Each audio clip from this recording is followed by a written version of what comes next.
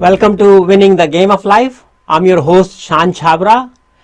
Today I have a very special guest today. His name is Omar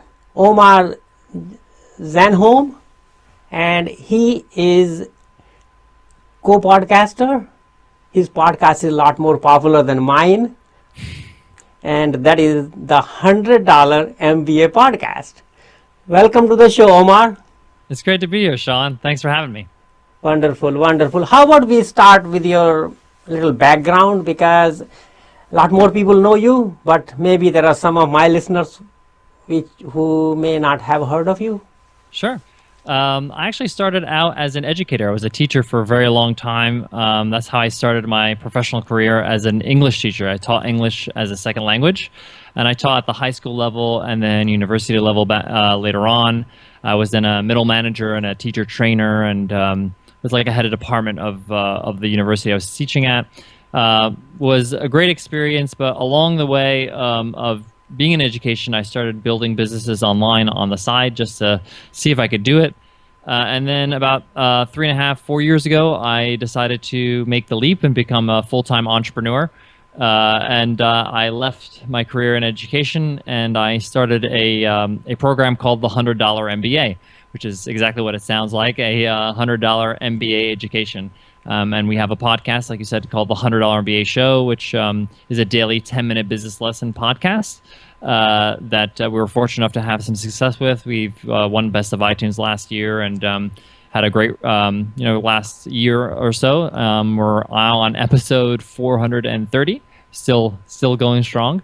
And along the way, last 2 years ago, we started a software business as well called Webinar Ninja, which helps people. It's a platform, a webinar platform that helps people create webinars and run webinars using our platform. So that in a nutshell is me. I'm an educator and an entrepreneur, all rolled into one. Very nice, very nice. Congratulations upon all this success and following all this path. I mean, it's a leap of faith, like how you change from that conventional education field to this just online teaching. Yeah, it was a huge leap of faith, and I'm not going to lie, it was very scary. But I realized at some point that if not now, then when? Like, I need to start realizing that I'm not getting any younger. And and I'm happy that I had my experience in education because it informs my career as an entrepreneur now. But it's never easy, and you're always going to have to take a leap of faith at some point, because you can plan and you can think about it, but at some point you're gonna have to execute. Yeah, the other day I was interviewing Neil Patel, that internet entrepreneur.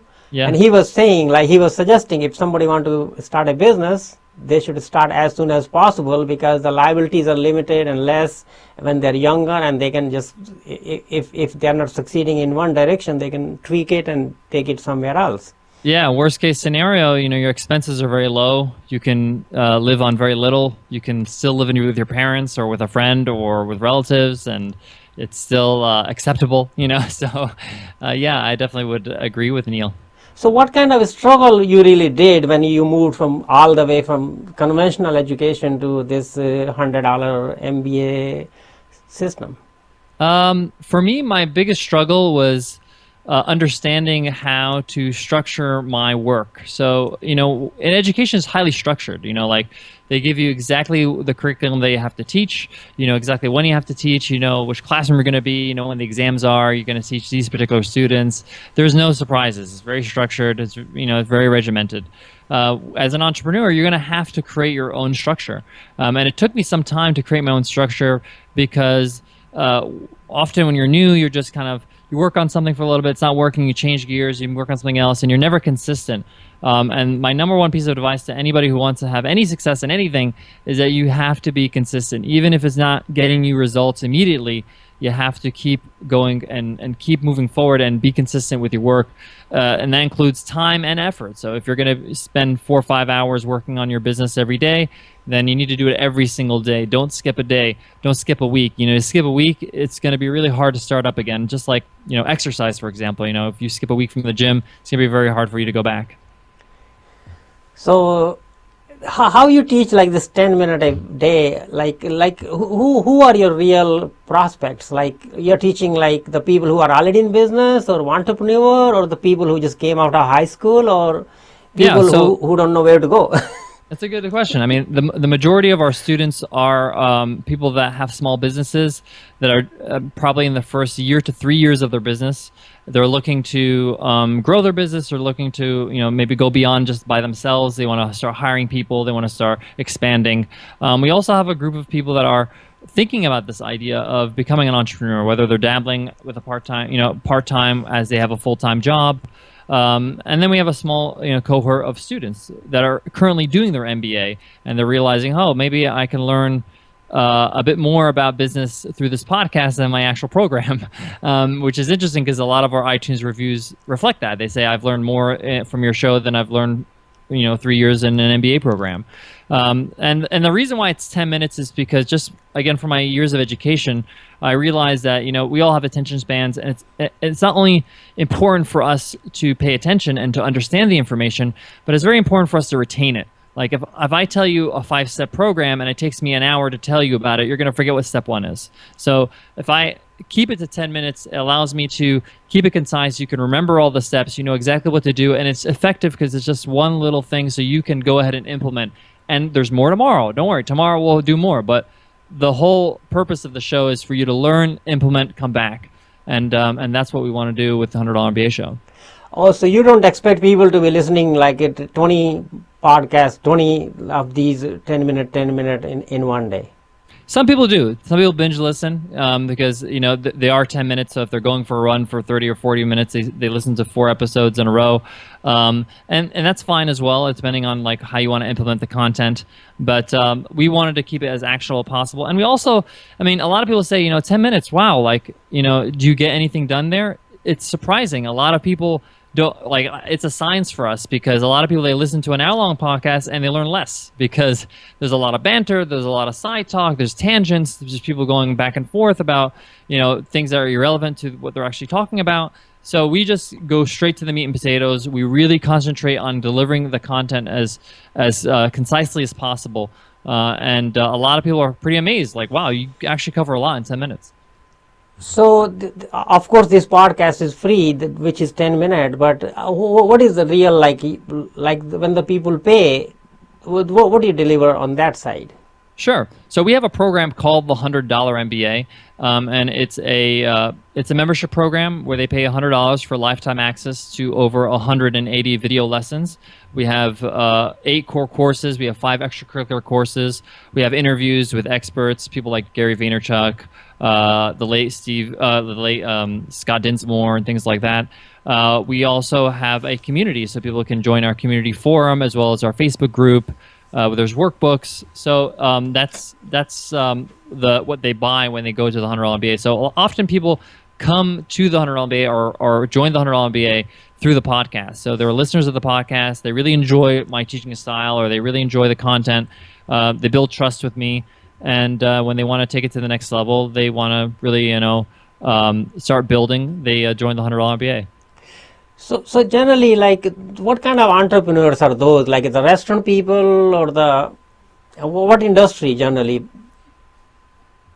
So we focus on small businesses, so people that are usually businesses of sizes of 1 person up to 50 people, and that could be online or offline. So we do have students that have restaurants, we have students that have yoga studios, we have students that are purely online businesses that sell courses or sell consultancy, or they're web developers or photographers. So we deal with small businesses, but the lessons that we teach are applicable to online and offline.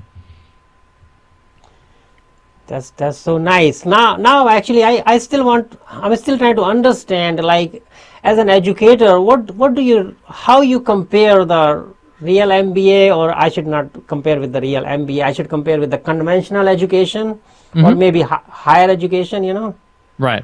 With the education with you. So people really have to know if they want to go in business, then only they should come to you, and other people should, like, let us say somebody want to be a professor in the university or want to be a scientist, right, or something.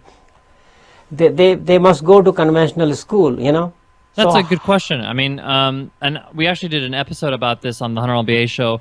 And my recommendation is, if you're going to business school to become an entrepreneur, I think it's a waste of money. And the reason why I say that is because that's what I did. I went to Wharton Business School for a semester, and then I was advised by my professor to drop out. He told me, you don't need to be here. If you want to be a great entrepreneur, you don't need to be in business school. The reason why people go to business school is so they can become a middle manager at Goldman Sachs or Morgan Stanley. And that's really why MBAs were created. If you look at the history of business school, they were created so they can create great managers for the industry. And it was really a management degree. And the entrepreneurship only became a focus when it's become popular in the last 10, 20 years. But I highly recommend people to go through the MBA experience if they would like to move up in the ranks and become a great manager at a great corporation, a Fortune 500. It's a great path. But if you are, making a career change and you're making a shift in your life and you want to start a business and you want to build your own thing, business school doesn't have a monopoly on that information. You can learn business through books, through programs like the $100 MBA, through experiences, and you can save a lot of money and time if you want to learn how to become a great business person through those mediums rather than going to get an MBA. So in other words, like for example, somebody is interested in carpentry and they just want to make just do some woodwork. They go to trade school in place of going to the real university, and they just start working and start. It's a great example, yeah. So more or less at a different scale, at different level, your education is more like a trade school at a higher education level. Is yeah, I would say we're vocational. Yeah, definitely. Okay, so do you guys give any certification or anything? Nope. And that's kind of like the whole theme of the $100 MBA is that the reason why you don't need to go get an MBA, because the reason why people get MBAs is because they need that piece of paper to get a job or to get permission to say, hey, I'm qualified to get this job. And you don't need any piece of papers if you want to build your own business. So, you just, people that come to us are really just hungry to understand how to build a business, how to understand finance or sales or marketing. And they just want the information so they can use it to build something. When I saw your podcast and your website the first time, there are very few things I saw and I say, hey, no, I wanted to do that. So I said, no, don't worry, I'll start $99 PhD or something. Nice, I love it. So it's my idea, okay? We can share it, Shawn. Don't worry about it. Yeah. So no, I'm really happy that you are succeeding in that. Thank you. And I think you work with Nicole. So who is Nicole? Nicole's my business partner. She's also my partner in life. She's my fiance, getting married very soon. So she's everything to me. We were best friends. And I can't imagine building what we've built without her. I always say she's 51% of the reason why we're successful. She is a great person to just kind of help me stay focused, as well as be a great supporter. I've never been with anybody in my family that's been so supportive. That's not to say my parents are very supportive people, wonderful parents. I've had a great childhood and upbringing and great siblings as well. But it's great to share that journey with somebody that understands what you're trying to do. So there may be some people on the fence, they may be thinking if they should work with their spouse, with their girlfriend, fiance. Do you recommend them? Like in America, that's not the trend. Like even me and my wife, we are self-employed. We have a wholesale computer business. And my wife actually runs most of the front end. She manages more than I do. Mm-hmm. That's how I'm able to do this podcasting and other things. So we are running that business from 1999. Wow.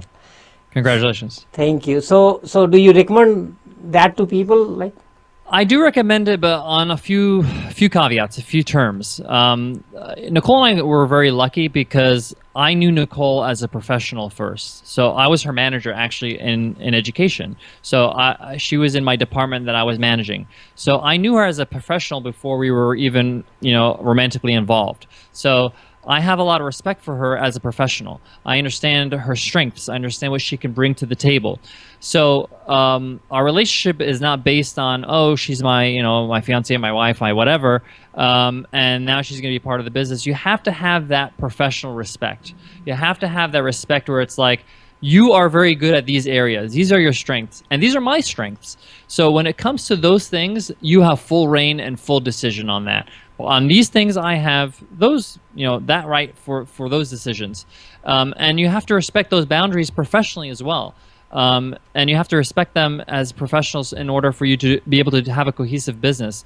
And I think that's what works for us, as a partner. It doesn't mean that we don't disagree or we sometimes have to make decisions together that are not comfortable, but that's just part of running any business, regardless if they're your partner in life or just your business partner. So I do think it's one of the most rewarding things I've ever experienced, because business is a hard journey. Entrepreneurship is a hard journey, and it's great to have somebody that's with you that understands what's going on. It's very, I have friends that are entrepreneurs and their spouse have no idea what they do. They don't understand what's going on. So if they said, "Hey, I just got to have dinner with Gary Vaynerchuk or something, or Tim Ferriss," their spouse have no idea what they're talking about. Like, so what? Who cares? Like, they can't celebrate the wins. They can't have comfort in the losses. So there are huge advantages to having your life partner be your business partner. But again, I think that professional respect has to be there. Yeah, I mean, there's no one better in the world whose interest is so aligned with your interest, no matter what. Yeah. If she disagree and she think you're going in the wrong direction, she may fight with you all night, but because she wants you to succeed. Yeah, exactly. I mean, you guys are in the same boat. So, Yeah. if there's a hole in the boat, you're going to figure out a way to plug it, How you advise people to, like, they should go for a job or they should go for a business, or how they should find their passion, or how people should really figure out? Most of the people just graduate and they're looking for a job because they need to they need to pay the bills. Yeah. I don't think there's anything wrong with that. I think that, working at a job, there's nothing wrong with working in the field of the business that you want to build. There's nothing wrong with apprenticing for a while. Say, for example, you want to start a software company, work at a software company, see how the things are made, see the processes, learn from them. And if you want to build something, build it on the side while you're, learning. You can also start the business from scratch without working, but there is a lot of things you're going to learn from being in a structured environment. So, I mean, it all depends on your abilities. Some people have that financial leeway where they're going to be able to have their expenses paid for while they're building their business. Some people don't. Some people need to get a job, and that's okay. There's nothing wrong with that, and you can build something on the side, and then as you're growing the thing on the side, you can decide if this is the way you want to build your business. This is the kind of entrepreneur you want to be. One of the luxuries I had is when I was building businesses on the side as an educator, I got to learn what kind of entrepreneur I wanted to be. What kind of businesses do I want to run? What are kind of the products I want to sell? I realized, what are the things that are my strengths? What are my weaknesses? I had time to learn these things. So that's a good exploratory time for you. If you don't want to do that, that's okay. You can start your business if you have the finances to do that. But it's going to take you some time to learn about yourself as well in that process. I have another different question. How was your like a school background? What kind of a student you was? It's a good in conventional school. Oh, sure. So when I was a very good student. I mean, I wasn't straight A's. I was A's and B's, but rarely got a C on my report card. I was very quiet as a child, a very quiet kid. Even through high school, I wasn't very, somebody who's always partying or socializing. I always kind of was very observant. I'm still very observant. So when I speak to somebody, I'm very bad at multitasking. I can't multitask because I very much focus on what I'm doing. So I was very observant as a child. And then when I went to college, I broke out of my shell a little bit. I made a lot of friends. I discovered my personality, things like that. But as a student, I was, grades were very important. My parents are Egyptian. They came to America. They migrated from America. So I think I have a huge advantage being an immigrant, being a son of an immigrant, from an immigrant family, because standards are much higher for us. My parents constantly reminded us that we didn't come to this country to play around. We came here so we can get you a good education, so you can have a good life, so you can have things that we didn't have as children. So that's a huge advantage that I had, that it's a gift from my parents that I'll never forget. And I think a lot of my peers didn't have that. They took it for granted. They thought that this is what I'm entitled. I should have all this stuff. No, the world doesn't owe you anything.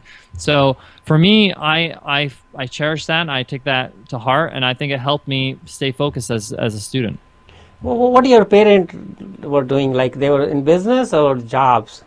So my mom was a dietitian. She retired a few years ago. She was a full-time dietitian. She worked in a nursing home, and she was the person in charge of all the diets for all her residents. My father was an engineer for a very long time. He was a interior engineer for buildings and homes, and somewhere around I would say the mid 80s, when I was very young, his company was bought out and he lost his job. And in the interim, he was kind of trying to find a job so he can pay the bills. A friend of him said, "Hey, why don't you pick up a sales job?" At the time, it was a car dealership. It was an Acura dealership. And he just picked up the job just to pay the bills. And then he realized he's very good at sales. And that's what he did for the rest of his life. And he became the sales manager. Then he took over the dealership, and then he just grew from there. And one of the reasons why I became a teacher is because I grew up in that transition where my father lost his job and then he went into sales, and I saw the imbalance and it's not very predictable income. One summer we're going to Disney World, the next summer vacations in the backyard. So I became a teacher because I wanted something stable. I was like, I don't want to get into that because I see the instability of it, And then, funny enough, when I grew up, my father was a lot more successful, but it was too late. I was out of the house. So, I mean, I can see there is a lot of effect of your family and background. Whatever you are, I think you are because of that background. Did you ever think people will be paying you just for talking? I don't think of it as just talking, because I see it as teaching. And I think even from the first day I taught in a classroom, it was a nerve-wracking day, but I knew from the first day that teaching is the ultimate skill. If you could teach, if you can tell people, transfer information in a way for people to understand and comprehend, it's a golden gift, and it's a skill that you can keep improving. So I knew there's always it's a transferable skill. I think something I can use it in different ways. A lot of time I teach some stuff to my employees and I ask them to teach me back, show me. Exactly, I love it. Yeah, because not only that, like even if I'm alone, I had to learn something, I stand up and write on the board, Mm-hmm. I got like a 80 inches wide board in my office in the other room. So I write a lot. I just believe in, like, even if my wife asks, "Oh, bring this grocery, that grocery," I write on a piece of paper and then I throw the paper. You don't need the paper anymore. Right. Yeah. So we are like close to the end of the show, but I still want to ask 3 or 4 more small questions. Sure. So do you recommend people to read a lot of books, or do you just say no need to read the books anymore? So I'm a huge book lover. I think books are one of the best things in the world. And they've informed me as an entrepreneur, because I started back in 2001, 2002. There was not much online. There was no courses. There was no WordPress, for crying out loud, right? So all I had was books. I was lucky enough to have a really, really generous and nice uncle, my mom's brother, who every time he would visit me, he would give me a book. And they happened to be business books, and I just never kind of thought about it. First book he gave me was Rich Dad Poor Dad by Robert Kiyosaki. Then he gave me, Stephen Covey's book, 7 Habits of Highly Effective People. And I just grew a love for reading, and it wasn't like that when I was a kid, but I really started to love nonfiction because I saw the application of what I was learning. The most popular blog post on the $100 MBA website is a blog post called My Big 40, and it's the 40 business books I highly recommend everybody reading. And in fact, if you Google MBA books, it's the #1 ranking on Google, and I'm sure a lot of MBA schools don't like that. But it's such a popular post because everybody wants to know exactly what should I read, what are some things I can, and these are the books that I feel are very practical and have informed me as an entrepreneur. Some of them are very popular bestsellers. Some of them a lot of people never heard of before, and I found them just by chance, and I really, really have helped me. So I love reading. I think books are great, not only for giving you information, but also changing your mindset about things, changing the way you see things, changing your perspective on certain topics in business. So yeah, I love it. Okay, so like, can you share a couple of your habits Sure. you like the one which may have help you succeed in life and business? Sure. So one of the habits that has really helped me is in the morning when Nicole and I have breakfast, we spend 30 minutes just reading. She reads her book, I read my book, and I'm a kind of person that takes a while to wake up. Like I'm not like jumping out of bed, so I take the time to eat my breakfast slowly. I have 30 minutes where I just read the book I'm reading that week. And what's great about that is if you spend 30 minutes every day, within a week to 10 days, you finish a book. And then that means you're reading like 3 books a month. That's probably more than a lot of people have read in a lifetime, right? So that's been a great habit because it kind of clears my mind. It puts me at peace before I get started. It also just broadens the way I think a little bit when I read in the morning. And then my immediate habit that I do right after breakfast is I work on creating content first. So I don't recommend anybody doing any kind of consumption, meaning checking emails, or watching videos, dealing with customer service. You want to use your best energy in the morning in creation. So I record the podcast in the morning. First thing I can do is record the podcast, whether that's or writing a blog post or working on the product that I'm creating or whatever it is. So I would dedicate your morning, the beginning where you have your best energy, all your creative juices are in full force to creation and not consumption. Any other last minute advice for my listeners and viewers? Most of them are either like a entrepreneur or they are small business entrepreneurs, and about 1/3 of those are actually women entrepreneurs. Nice. So my last piece of advice is that you have to have a long-term view as an entrepreneur. I think that it's a very comforting thing knowing that you have some time. That doesn't mean that means you have to be lazy or like you not have any drive, but it also helps you to be a little bit patient. Anything that's worth anything of significance takes time. It takes a long time to get there. I mean, any story of any kind of success. Let's take a look at, I don't know, Rocky, for example, the movie Rocky, right? There's a lot of work it takes for him to get to the point where he's a champion, right? We see the training montage. It's like 2 minutes on the movie, but it's years of training, right? So just take that in consideration when you're building your business. Think about where you want your business to be in a year from now, 2 years from now, 5 years from now. A lot of people don't like, well, I don't even know what that. Yeah, you have to conceptualize. You have to conceptualize what it looks like in 5 years. What does a successful business look like to you? Does that mean 500 employees? Does it mean 5 employees? Does it mean you traveling the world? If that means traveling the world, then you need to build a business that will allow you to do that. So you have to kind of have more of a long-term view and not just I need to make money right now. So much wisdom. You are so young for that, I'm not that young, man. I'm almost 36. I was not even speaking. I was lost. I was just trying to digest that for myself, Thank you so much. Yeah, no, age have nothing to do with that. Like I'm probably 2 times older than you, but I'm still learning from you. And I still have to spend my first $100 on your website. Probably tomorrow I'll do that. And you know what? It's funny that you say that because I always think that as a piece of advice, I always think that one of the most comforting things is that if you want to be great at something, you can't be great at everything. You have to focus and be good at what you can be good at. Focus on your strengths and just become a master at that. I'm sure there's plenty of things that you could teach me that I don't, about putting a PC together. I don't know how to put a PC together, right? So you could show me how to do that. And that's because that's your livelihood. That's what you've been doing. There are probably different areas that you could teach me about. You could teach me about Buddhist culture, whatever it is, and for me, that's not an area that I'm very strong at because I have to sacrifice. I have to sacrifice not being an expert at those things so I can be good at something. Guys, listening and watching this, must spend $100 on $100 MBA and spend some time listening and reading and watching all that, and then let us see where it take you. So send the feedback to me and Omar. So Omar, what is the best way people can reach you? Sure. So if anybody wants to learn more about the $100 MBA, they can go to 100mba.net.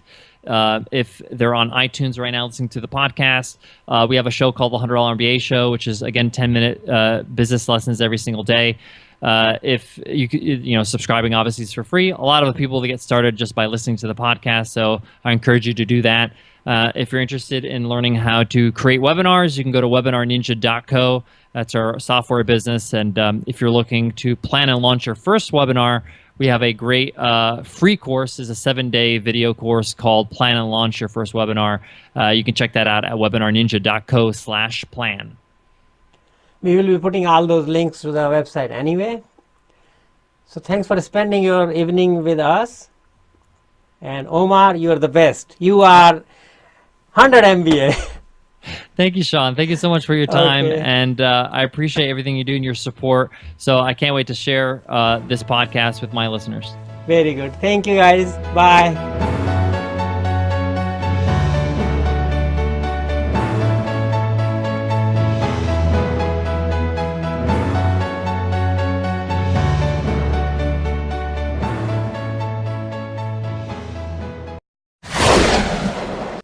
Do not throw that old phone away. Your trash may be hidden gold. We want your old device and will pay top dollar for it.